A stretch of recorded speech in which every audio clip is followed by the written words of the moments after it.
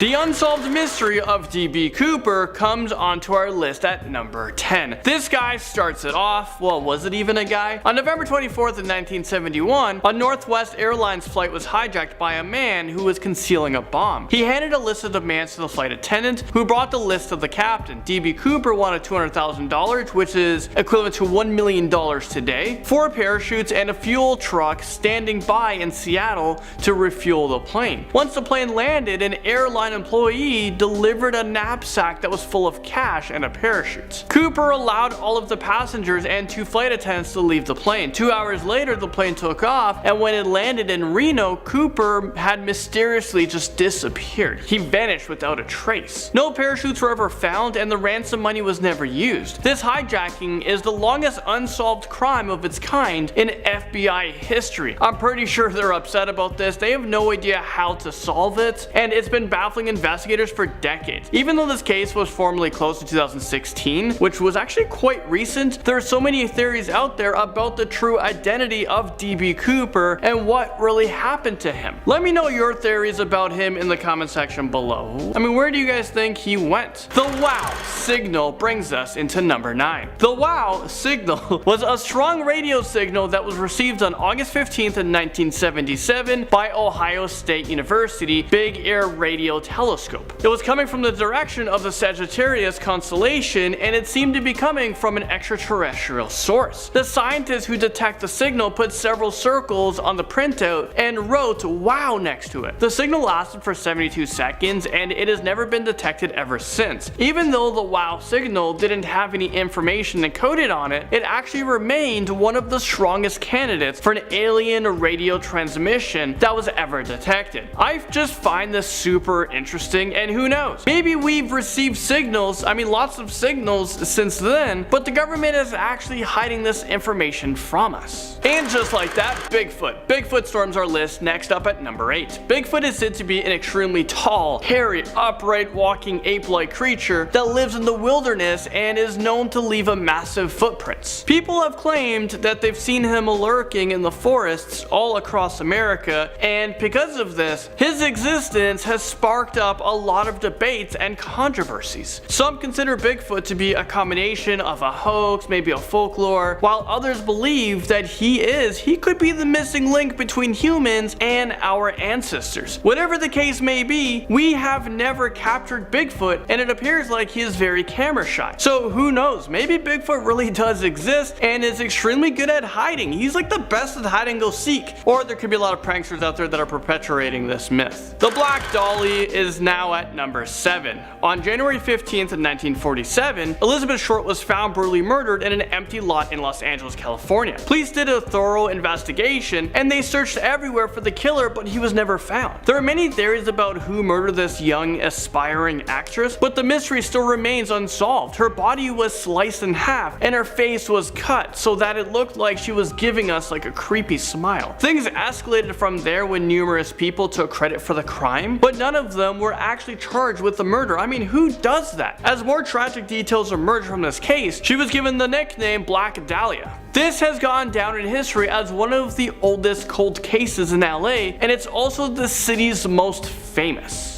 Number 6, we have the Nixon tapes. After the Watergate scandal broke out, it changed America's politics forever. President Nixon eventually resigned on August 8th, 1974 because he reigned as president of the United States. Well, during that time, it was full of corruption and illegal activity. Now to this day, a lot of people don't know about all the scandals that he was involved in. But one of the biggest mysteries about the presidency is the missing 18.5 minutes that were wiped out from Nixon's secret tapes. He bugged the Oval Office in order to make recordings of every conversation that took place in that room. But a large portion from one of the tapes is completely missing. So what information was destroyed, and why was it destroyed? I'm so curious to know what was on those tapes, but I guess like everything on this list, we may never get an answer. Amelia Earhart flies into this list at number 5. We've talked about her a ton on this channel. The last time that Earhart was seen alive was during the summer of 1937. She was aboard her plane plane and attempted to fly around the world. The scary part about this story is that Amelia Earhart vanished, just vanished without a trace, but US authorities believe that she crashed somewhere in the Pacific. But that didn't stop a lot of people to make up, their own speculations, their own theories. According to a bunch of people, she probably survived the crash and is living somewhere else in the world. There have been pictures of her allegedly still alive, and this is years after she disappeared. But at the time, the search for her was the most extensive air and sea search in history, and unfortunately, she was declared legally dead in 1939 despite never finding her body. Who really killed JFK? And this comes into number 4.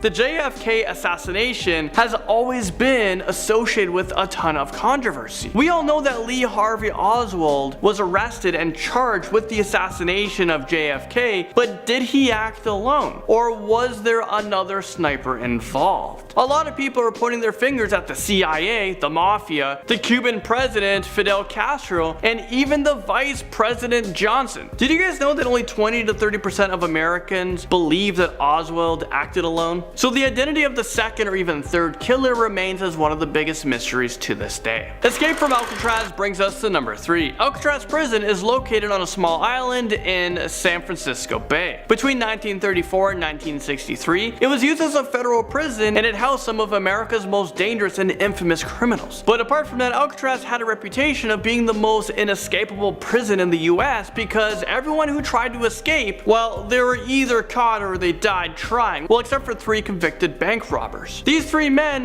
managed to escape from Alcatraz in 1962. They dug their way to freedom with spoons and they sailed away in a raft that was made entirely out of raincoats. The whole escape was masterfully planned, but no one knows what happened to these men. Did they actually manage to escape? Did they drown in the cold waters? Or were they swept away at sea? Well, it's really anyone's guess because their bodies were never found. But apparently a letter was sent to the San Francisco Police Department in 2013 that forced them to reopen the case. Was it a letter from one of them? The letter says, "My name is John Eglin. I escaped from Alcatraz in June 1962 with my brother Clarence and Frank Morris. I'm 83 years old and in bad shape. I have cancer. Yes, we made it that night, but barely. What do you guys think? Is this real? Could this be a hoax?" I'm really hoping that it is real because why not? I mean, what a story. And we might actually get an ending to the storybook. Area 51 jumps into our list at number 2. Area 51 is definitely a hot topic right now. I mean, this place is covered with secrecy, mystery, and of course extraterrestrial conspiracy theories. Apparently Area 51 is just a military base located in Nevada, but there's little information that is actually known about what goes on inside. Most people think that Area 51 is an extraterrestrial technology research site because people have claimed to have seen UFOs around the property, and past employees have actually testified that alien autopsies were performed there. Even though Area 51 is on the map, it is a highly restricted area with armed guards patrolling the fences, so maybe we will never know the truth about Area 51, and honestly, I'm not sure if I really want to. Number 1, we're talking about, well, the biggest mystery of all, the Zodiac Killer. This is an unidentified American serial killer who is believed to have murdered 6 people in Northern California, and this took place between 1966 and 1969. The San Francisco police have investigated over 2,500 suspects. I mean, that is a lot of people to question since the 1960s, but they haven't been able to find the killer. Or maybe they have, maybe they actually interviewed him, but he got away with it. The Zodiac Killer sent taunting letters to the police and the media with encrypted messages and ciphers that promised to give them clues about his identity, but no one was able to solve them. Those chilling messages also had horrific information about his victims. There are theories that the Zodiac Killer remained active through the 80s as well, and he murdered many other people. But sadly, this case remains cold, and it is one of the most chilling unsolved mysteries in the entire world. Starting off at number 10 now, we have Who Put Bella in the Wych Elm? Those are the words that first appeared in graffiti in 1944 in Birmingham. They may sound like nonsense to you, but they were referencing a murder. You see, the year before, 4 boys in the nearby town of Hagley discovered the body of a woman in the trunk of a wych elm. Police estimated that she had been killed and put there about 18 months before. The woman was never identified, but the graffiti, that creepy question of who put Bella in the wych elm, that kept appearing. It seemed that whoever started writing that message had knowledge about the case, or may have even been the one who killed the woman, presumed to be called Bella. In the decades since then, there have been a number of theories about who killed Bella. Some say say she was a victim of witchcraft and that her severed hand was proof of a dark ritual called the Hand of Glory. Either way, it seems that someone was once out there who knew what really happened and wanted to get people to investigate by writing that one creepy question everywhere they could. Alright, moving on to number 9 now, we have the Solway Spaceman. This one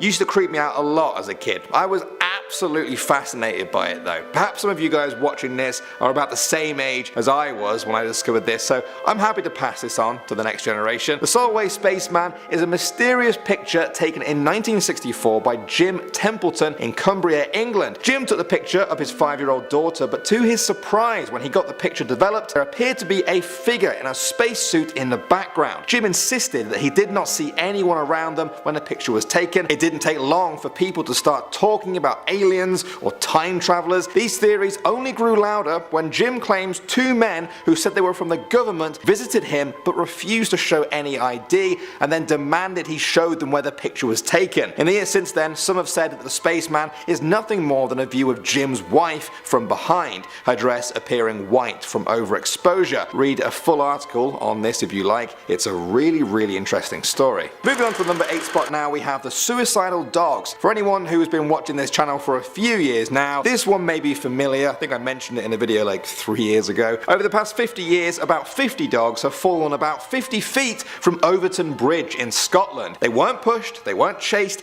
they've just thrown themselves off, and nobody knows why this keeps happening. All of these dog suicides happen at the same spot, just before the final 2 parapets on the right hand side of the bridge. It almost always happens on clear sunny days, and all of the dogs were long-nosed breeds such as Labradors, Collies and Retrievers. A few of the dogs survived. If they were humans, you could ask them what had come over them, but it's a bit more difficult with dogs. Rumours that Overton Bridge and the nearby Overton House being haunted have only grown stronger, and some say the dogs are just picking up on an energy that is beyond human comprehension. In any case, it's an absolute mystery. Next up at number 7 now, we have Madeleine McCann. This will be a name familiar to most people from the UK. Madeleine was a 3-year-old girl who went missing on May 3rd, 2007 while on a family trip in Portugal's Praia de Luz. Her parents were dining with friends in a tapas bar just round the corner, and the group had regularly been checking on their kids. Maddie was reported missing at 10 PM. Her brothers and sisters, who were 1-year-old twins, were found sleeping safely in the apartment. It's been over 11 years since then, and so far theories have ranged from botched burglaries, being stolen by predators, or even sold to a rich family in the Middle East. Both the British and Portuguese police continue their investigations to this day. Moving on now to number 6, we have Britain's Roswell. That's the nickname that's been given to a bizarre incident that took place in 1980 in Suffolk. Locals in Rendlesham Forest reported strange lights in the area. At first people dismissed it, but then even a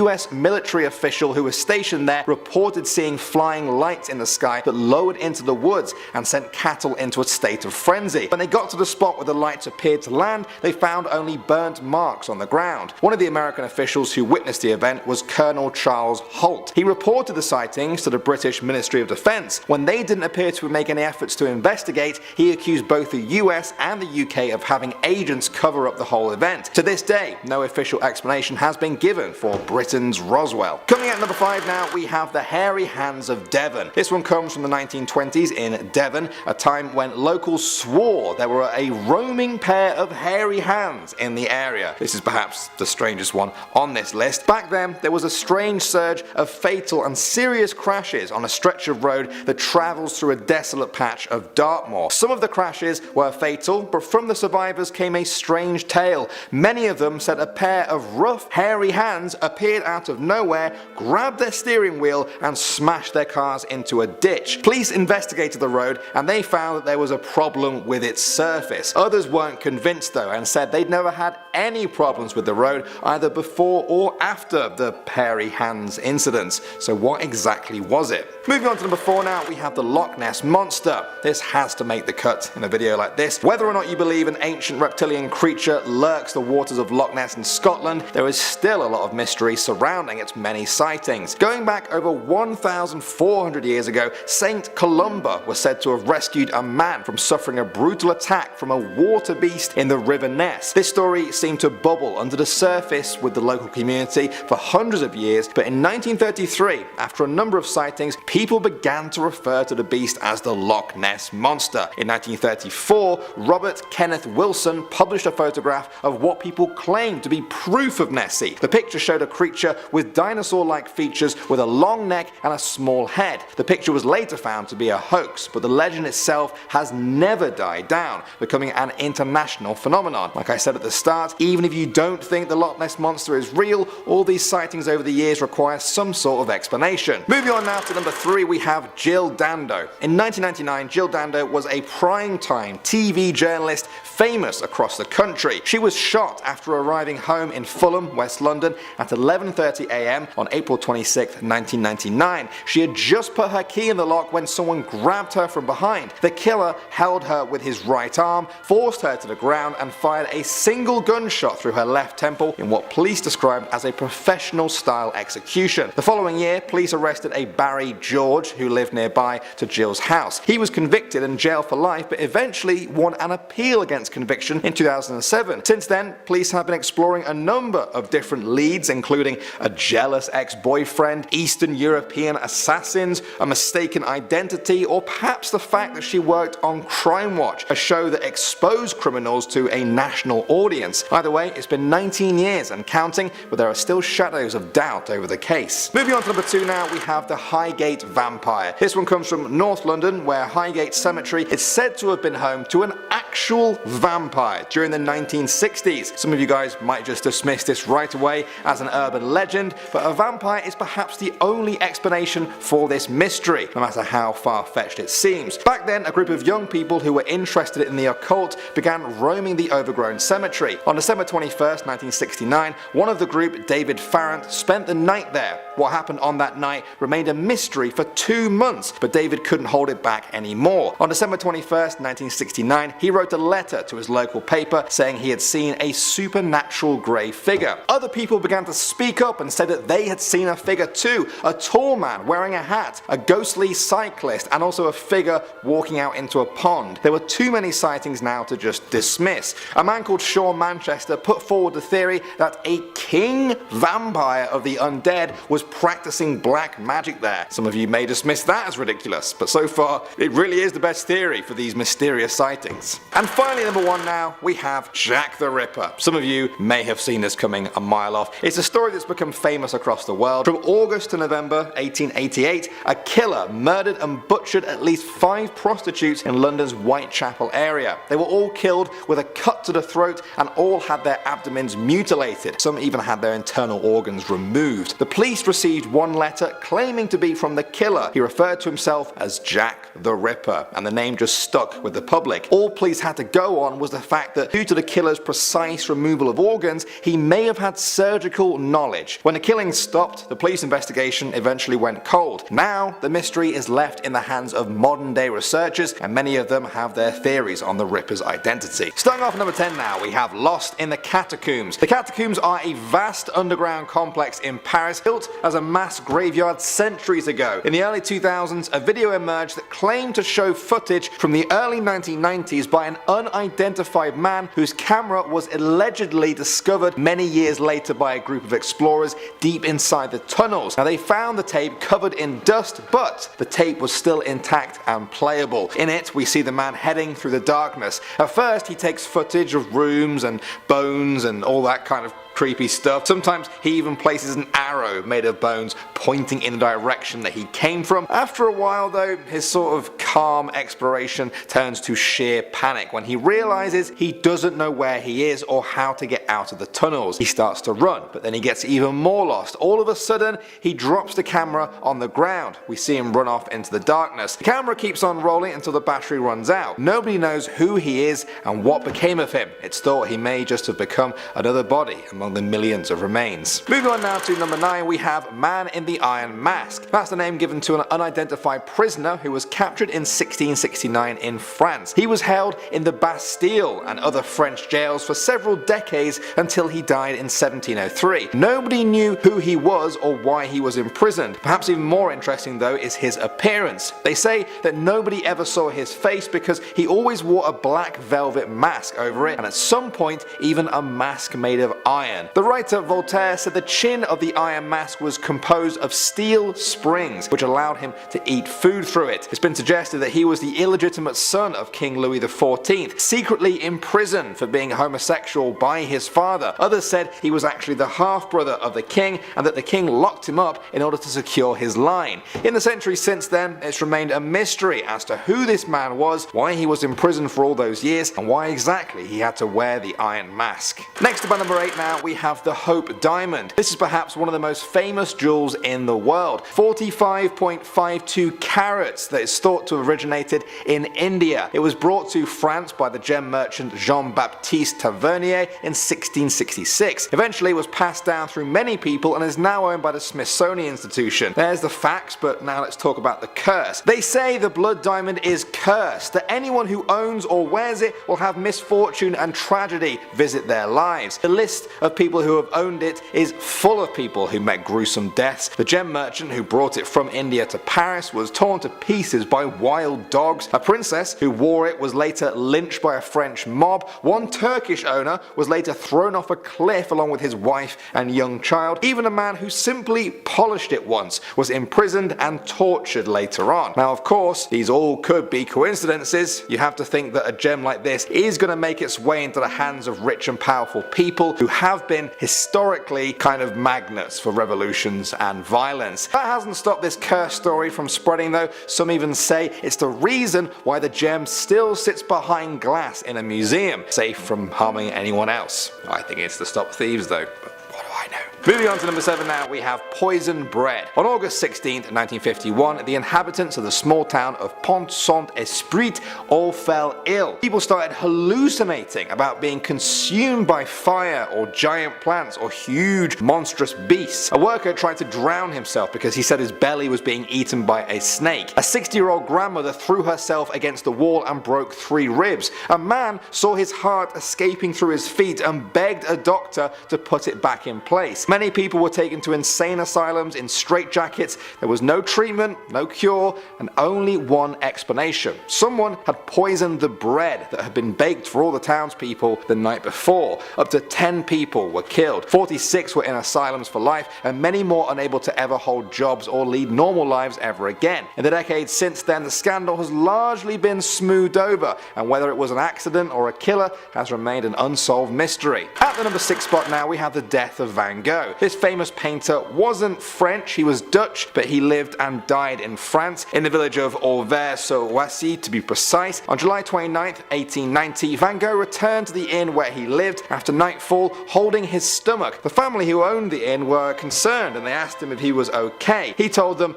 "No, but I have." His words then trailed off as he made his way up to his room. During the night, he admitted that he had tried and failed to shoot himself in the chest and commit suicide. Nevertheless, he died 2 days later. Over a century on though, a different theory emerged. Some say he was accidentally shot by a 16-year-old boy in the town. The suicide letter may just have been the draft of a letter to his brother. It sounded far too optimistic for someone about to kill themselves. It's thought the whole thing was an accident, but the people covered it up. Perhaps even Van Gogh was in on it himself. Either that or he was murdered in cold blood. Moving on to number 5 now, we have murder in the Alps. On September 5th, 2012, 3 members of the same family were found murdered inside their car near Lake Annecy in the French Alps. When someone arrived on the scene, they found the mother, father and grandmother were all shot dead. The car was found reversed into the corner of a lay-by with the engine still running and in reverse gear. The doors were all locked. Another man who was not connected to the family was found shot dead next to the car with his bike. When police arrived, they found a 7-year-old daughter of the family near the scene with a gunshot wound in her shoulder and serious head wounds.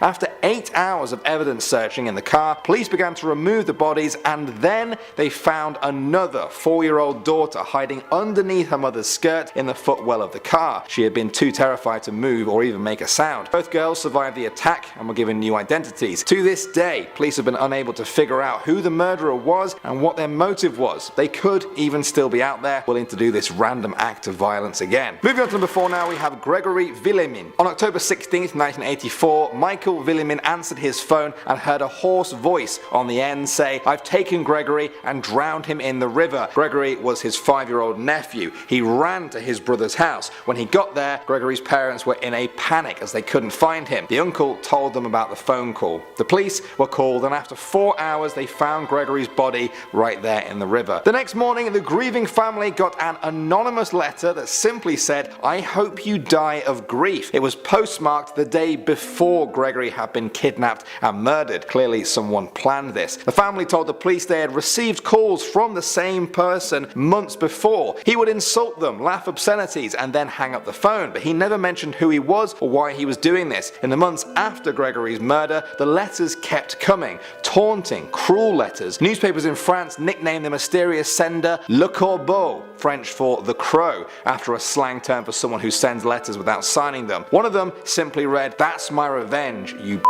In the years since then, nobody has ever come any closer to figuring out who the crow was or why he murdered little Gregory. Moving on to number 3 now, we have the Papin sisters. This is a murder mystery, but not because we don't know who did it, but why. French sisters Leah and Christine Papin began working as servants for a family in France in 1926. People said they were a little bit odd and never really talked to anyone except themselves. Nothing too strange though. Then one night in February 1933, Mr. Lancelin came home to find his wife and their daughter dead on the floor in a pool of blood. Their eyes had been gouged out and their faces smashed in. The Papin sisters were locked in their room, and when police finally opened it, they found the sisters lying on the bed together with a bloody hammer nearby. They immediately confessed to the crimes but gave no reason as to why they did it. Leah was given life in prison for being the mastermind of the plan. Christine suffered a mental breakdown and tried to gouge her own eyes out. She was eventually released from prison in 1943 but gave no clues as to why the pair were murdered in such cold blood. Next up at number 2 now, we have the Moberly Jourdan incident. In 1901, 2 Englishwomen visited a chateau in the grounds of the famous Palace of Versailles. They claimed that suddenly, during their visit, they travelled back in time. A strange feeling came over them, a feeling of oppression and dreariness. They saw men who looked like palace gardeners who told them to move along. They noticed a cottage with a woman and a girl in the doorway. The woman was holding out a jug to the girl. They later described it as a living picture. They saw a man sitting beside a garden kiosk wearing a cloak and large shady hat. His face seemed to have smallpox on it. They reached the gardens of the palace and saw a lady sketching on the grass who wore a very old-fashioned dress. After the incident, they didn't talk to each other about it for a week, but when they did, they began to think they had travelled back in time to the late 18th century and that the woman they had seen was actually Marie Antoinette, the last queen of France. Their story has been examined and retold countless times and has gripped the paranormal community. Some say it's been thoroughly debunked, but others are convinced that the full story suggests that this was a genuine slip in time. And finally, number 1, we have the Dupont de Ligionne murders. This case involved the murder of all 5 members of the same family in Nantes. The Dupont de Ligionne family is an old French aristocratic family. The mother and 4 children were murdered in April 2011 and their bodies found at their home in Nantes. The father had disappeared. He became the prime suspect. The bodies were found rolled in lime and buried beneath the patio of the house. Since then, Xavier, the father of the family, had disappeared off the map. He was last seen on CCTV at a hotel on April 14th of that year. The investigation almost went cold in the years after. Then on January 9th, 2018, police raided a monastery in the village where Xavier had last been seen after several worshippers had seen him there. Police initially struggled to make headway as the monks at the monastery have taken a vow of silence. However, after a 2.5-hour search, they determined that the reports were a case of mistaken identity and the person believed to be Xavier was actually a monk who just bore a resemblance to him.